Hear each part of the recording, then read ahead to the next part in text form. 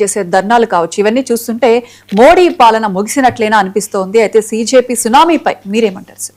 Yes అండి, భారతదేశంలో ఇప్పుడు మోడీ పాలన ముగిసిందా అంటే వెంటనే నాకు ఎన్ని మెసేజ్లు తిడతారో నన్ను తిట్టుకుంటూ. ఎందుకంటే మోడీ హయ్యెస్ట్ ప్రజాదరణ.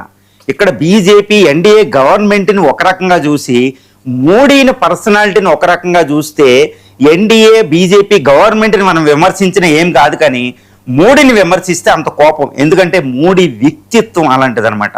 ఒక అద్భుతమైన వ్యక్తిత్వం, ఒక అద్భుతమైన సాక్రిఫైసు, ఇన్ కంట్రీ ఫస్ట్ అనే ఒక విధానం, ఆయన యొక్క నిబద్ధత, ఏజ్లో ఆయన ఉండే యాక్టివ్, హయ్యెస్ట్ గ్లోబల్లోనే హయ్యెస్ట్ ప్రజాదరణ ఉన్న నాయకుడు. కానీ భారతదేశ చరిత్రకు ఒక్కసారి 1947 ఆగస్టు 15 తర్వాత ఒక్కసారి లోపలికి మనం వెళ్ళిపోవాలండి. వెళ్ళిపోతే మోడీ 12 సంవత్సరాల పాలన తర్వాత ఈ వచ్చే ఎన్నికల్లో మోడీ పాలన ముగియబోతుంది అనే ఒక నిర్ణయానికి మనం రాగలుగుతాం. ఎందుకంటే 1947 ఒక్కసారి అంటే మోడీ పాలన ముగిసిపోతుందా, నువ్వెవరు ఏదైనా అనుకోండి, కానీ భారత ప్రజాస్వామ్యం అనేది ముఖ్యం.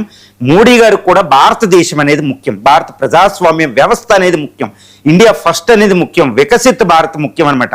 దానికి అనుకూలంగా భారత ప్రజాస్వామ్యంలో చాలా జాగ్రత్తగా మార్పులు వస్తూ ఉంటాయి. 1947 నుంచి 1964 వరకు నెహ్రూ పాలన, 3 ఎలక్షన్లో 3 టైమ్స్ ఎలక్షన్లో విన్ను.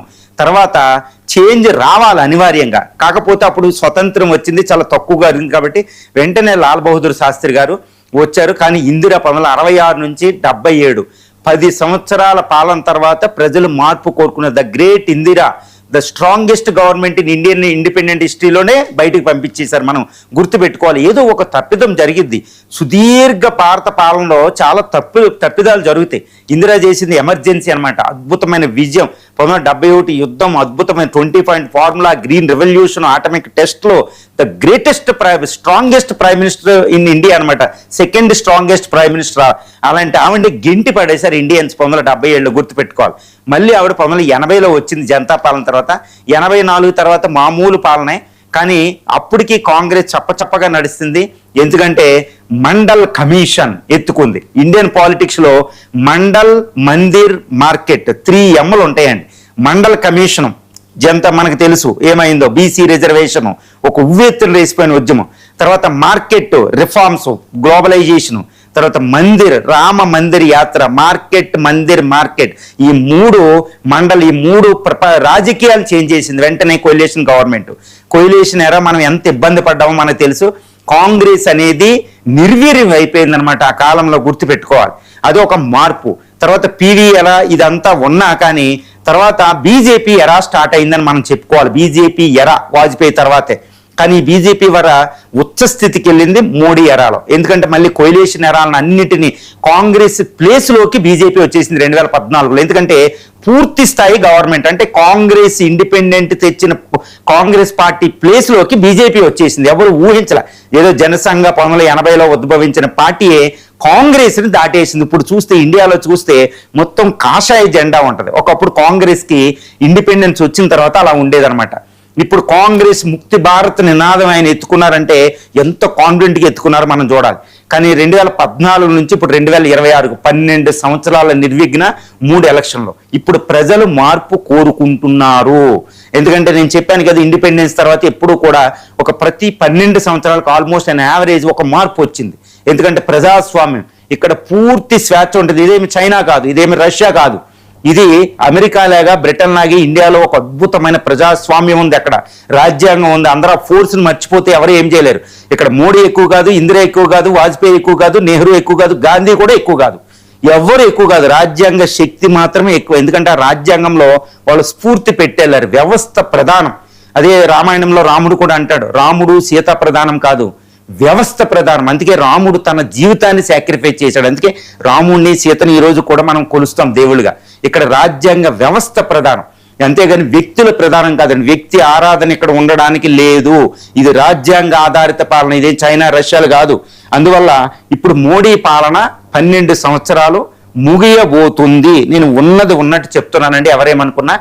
ఇప్పుడు మోడీ 2029 ఎన్నికల్లో వచ్చేది నాన్ బీజేపీ గవర్నమెంట్ రాబోతుంది. కానీ ఇంకా విచిత్రం ఏంటంటే మళ్ళీ 2029 34 వరకు 5 సంవత్సరాలు ఆ గవర్నమెంట్ ఉంటుంది. మళ్ళా 34లో మళ్ళా BJP is coming to power అండి. ఎందుకు చెప్తున్నానంటే వచ్చే 10 సంవత్సరాలు చాలా జాగ్రత్తగా అంచనా వేస్తే పీపుల్ పల్స్ అర్థమైపోతుంది. మనం చాలా జాగ్రత్తగా ఇండిపెండెన్స్ లో ప్రతి అణువు పోస్ట్ ఇండిపెండెన్స్ ఫ్రీ ఇండిపెండెన్స్ మీద అవగాహనతో నేను మాట్లాడుతున్నా. ఇండియన్ రాజ్యాంగం యొక్క శక్తిని చూసి నేను మాట్లాడుతున్నాను అనమాట. ఎందుకు అంటారంటే 12 సంవత్సరాల్లో మోడీ పాలన విజయాలు అపజయాలు చూడాలి. ఇప్పుడు మోడీ విజయాలే మనకు కనిపిస్తున్నాయి, కానీ అపజయాలు మనకు కనిపించడం లేదు. ఎందుకంటే entire media is under the control of the present government. ఎందుకంటే కార్పొరేట్ శక్తుల చేతుల్లో అస్త్రాలు ఉంటాయి, మీడియా ఉంటుంది. మన మీడియాని ఈరోజు నేను అంటున్నాను కాదు, ఓన్లీ ఫ్యూ అంటే అరౌండ్ 10% ఆఫ్ మీడియా అంటే ద గ్రేట్ హిందూ, నేను ఉదాహరిస్తున్నాను కాదు, I'm fond of Hindu paper అనమాట. ఆ trust Kasturi Rangan and Sons, దాని యొక్క ట్రస్ట్, పీపుల్ యొక్క బిలీఫ్, ఇవన్నీ చూడాలి. ఇది ఇంటర్నేషనల్ సర్వే కూడా నేను చెప్పేది. మిగిలిన కార్పొరేట్ మీడియా ఎప్పుడు ప్రభుత్వం ఎవరైతే ప్రభుత్వంలో ఉన్నారో వాళ్ళ తరపునే మనకి మాట్లాడుతూ ఉంటారు. కానీ ఆ గవర్నమెంట్ పోయిన తర్వాత మనకి దాని అపజయాలు బయటకు వస్తూ ఉంటాయి. చూడండి, ఎక్కువ స్కామ్లు ఇండియాలో ఎప్పుడు బయటపడినాయి? ప్రభుత్వాలు ఉన్నప్పుడు కాదు, ప్రభుత్వాలు బయటికి వెళ్ళిన తర్వాత స్కామ్లు బయటపడినాయి. అరెస్టులు ఎప్పుడైపోతే ప్రభుత్వాలు బయటికి వెళ్ళిన తర్వాత. అందుకని ప్రభుత్వం ఉన్నప్పుడు కాదు, కానీ ఇప్పుడు నేను ఉన్నట్టు చెప్తున్నా. గత 12 సంవత్సరాల మోడీ పాలన అనేది ఒక అద్భుతం, కానీ అత్యద్భుతం అయితే కాదు. ఒక అద్భుతం మోడీ పాలన, కానీ అత్యద్భుతం కాదు. It's a great but not greatest. ఎందుకంటే ఎంతటి విచిత్ర, ఎంతటి డేంజరస్, ఎంతటి విపత్కర పరిస్థితులు ఇండియా ఉందో తెలుసా? India is in at the cusp of the revival process అంటారన్నమాట. Cusp of the revival process అంటే భారత పునరుజ్జీవన కాలం ఇది. మనం కోల్పోయాం. 1757 ఈ ప్లాసీ వారి తర్వాత బ్రిటిష్ వాడి చేతిలోకి మనం వెళ్ళిన తర్వాత $40 ట్రిలియన్ సంపద దొంగిలించేసి భారతదేశాన్ని ఒక ఇథియోపియాగా మార్చేసి వెళ్ళిపోయాడు అనమాట. దాన్ని మనం స్వతంత్రం వచ్చిన తర్వాత రాజ్యాంగం ఎంతో ఫౌండేషన్ వేసుకుని ఇంత కృషి చేసి ఈరోజు ఇక్కడ ఉన్నాం. ఎక్కడున్నామంటే 4th లార్జెస్ట్ ఎకానమీయే, మనం చెప్తున్నట్టు ఫాస్టెస్ట్ గ్రోయింగ్ ఎకానమీయే. కానీ ఇది ఏ మాత్రం సరిపోదు. 100 కోట్ల మంది యూత్ తోటి ఉన్నారు. యావరేజ్ ఏజ్ 27 సంవత్సరాలు. భారతదేశ వయసు 27 సంవత్సరాలు. ఓల్డెస్ట్ సివిలైజేషన్, సూపర్ పవర్ అయ్యే కెపాసిటీ. మరి మన గ్రోత్ రేట్ ఎంత ఉందండి? కేవలం 6.57%. ఇది సరిపోతుందా? చైనా 1990 నుంచి 2010 వరకు 12 వరకు 12, 11, 15% గ్రోత్ రేటు, డబుల్ డిజిట్. మరి మనకి 7% ఎందుకుంది? ఇది విజయమా అపజయమా? మనమే క్వశ్చన్ తీసుకోవాలి. ఇంక్లూజివ్ గ్రోత్ రేట్ ఏంటి? ప్రాంతీయ అసమానతలు, మతాలు, కులాలు, తర్వాత ఈ యొక్క ఉప ప్రాంతీయ అసమానతలు, డిజిటల్, గ్రామీణ, ఇవి 6 రకాల అంతరాలు ఉంటాయి అన్నమాట. ఈ డిస్పారిటీస్ అవన్నీ పరిస్థితి ఏంటంటే, నిరుద్యోగం పరిస్థితి ఏంటి? ఇంతటి విపత్కర పరిస్థితులు. అంటే ఇండియా గ్రోత్ రేటు 10% కంటే ఎక్కువ ఉండకపోవడం మోడీ యొక్క పెద్ద వైఫల్యం. తర్వాత ఈరోజు యూత్ భయంకరమైన వైషమ్యాల్లో, భయంకరమైన నైరాశ్యంలో ఉన్నారు. ఎందుకంటే ఇప్పుడే మనకు చెప్తున్నారు, ఒక ఎయిష్ అనే all India higher education report ఒకటి వచ్చింది. అది కూడా మినిస్టర్ ఆఫ్ ఎడ్యుకేషనే రిలీజ్ చేసిన రిపోర్ట్ చెప్తుంది అనమాట. ఏ దెబ్బతో గ్రాడ్యుయేషన్లే అంతమైపోతుంది, డిగ్రీ కోర్సులు అంతమైపోతున్నాయి. మరి వీళ్ళని ట్రాన్స్లేషన్ తీసుకెళ్లే మార్పు ఏదైనా ఒకటి వచ్చిందా? ఏఐలో మనం ఎక్కడున్నాం? ఇవన్నీ మనం పరిశీలించుకుంటే ఏ విధంగా అయితే ఇండియా సూపర్ పవర్ అవ్వడానికి ఎన్ని అయితే కావాలో అన్నీ సమకూరినట్టు కనిపిస్తున్నాయి, కానీ సరిపడా లేవు. ఇది మోడీ గవర్నమెంట్ 12 సంవత్సరాల్లో ఇది. దీన్ని ఇప్పుడు యూత్ అసంతృప్తి జ్వాల బయటకు వచ్చింది. సిజేపీ అనేది చాలా చిన్న విషయం కాదండి, చాలా అది ఒక ఐస్బర్గ్ లాంటిది అనమాట. చాలా పెద్ద అసంతృప్తి జ్వాల ఉంది. మరి ఈ ఫోర్స్ని ఆపడం ఎవరి తరం? అంటే భారత ప్రజాస్వామ్య లోపాలు ఇక్కడ బయటపడుతున్నాయి. కాబట్టి ఈ అసంతృప్తి సునామీని మోడీ గవర్నమెంట్ అడ్డుకోవాలి. అడ్డుకోవడం అంటే ఆల్రెడీ 12 సంవత్సరాల పాలన, ఏమి చెప్పినా ప్రజలు వినరు. కాబట్టి చేంజ్ అనేది అనివార్యం. భారతదేశంలో కత్తులు కటారులతో చేంజ్ అయ్యారు. ఒకప్పుడు కింగులు, ఇప్పుడు బ్యాలెట్ పేపర్ సింపుల్. 2029 మేలో ఏప్రిల్లో జరిగే ఎలక్షన్లో బ్యాలెట్ ద్వారా మార్పు జరుగుతుంది. కానీ ఇప్పుడు ఇంకొక నాన్ బీజేపీ గవర్నమెంట్ వస్తుంది.